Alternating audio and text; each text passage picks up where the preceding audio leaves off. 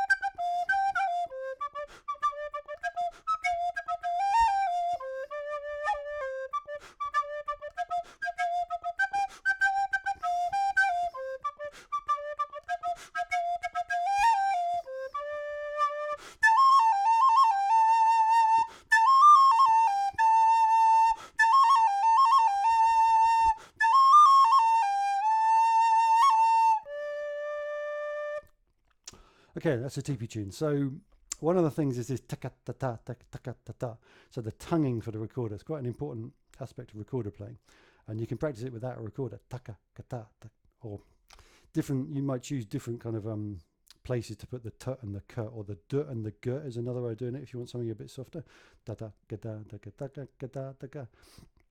A good way to kind of get into it is like just d, d, d, d, and then d, d, d, d, d, d, that's double, and then d, g, d, d, g, d, d, g, d for the triplets.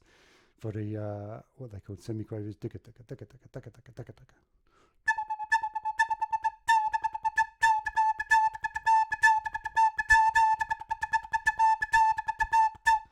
Takes a bit of practice. I haven't been doing it for a while, but you can do some really quite interesting kind of flutter tongue effects with it. So that's one thing. So the articulation using tuka or duga or something similar to that.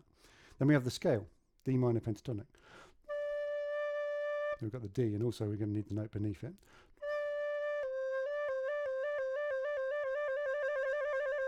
So low C on a Descant recorder is often a stumbling block for people, so make sure you can play it. The reason it's so hard is absolutely everything is covered. So you've got all 7 fingers on the front plus your thumb on the back. And then F, this is, I find, the best fingering. So it's a forked fingering, and you actually have the little finger as well. Some people just have the 2 on the bottom hand, but this I find helps with the tuning and also is more kind of solid just in terms of holding the instrument. So forked fingering.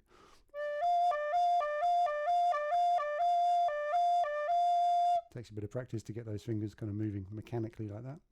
And then G, A, and then C.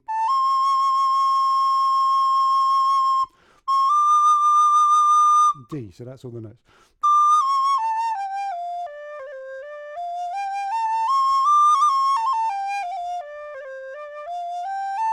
You might want to practice doing some trilling.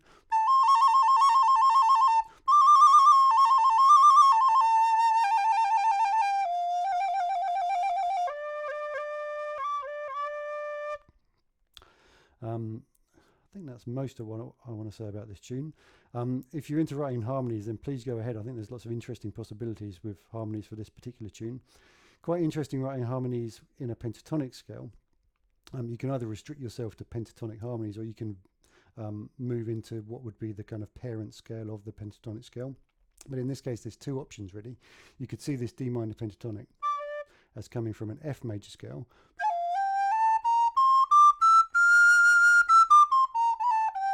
which means the B would be flat, right? So if there was a 6th from the D,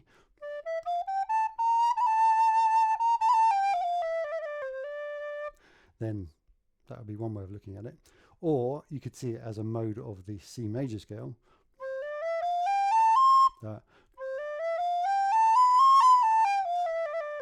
which means the 6th in relation to the D would be the B natural, which would be basically what we call a Dorian mode.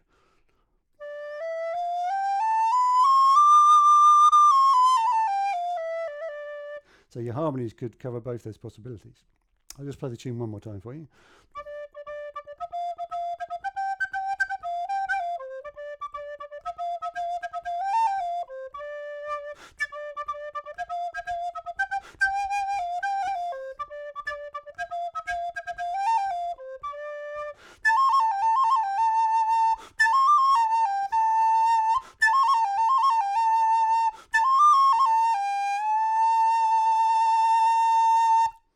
There it is. Okay, so that's the tune for the week. Hope you enjoy it, and I'll look forward to playing it with some of you, and hope you enjoy it out there on YouTube as well.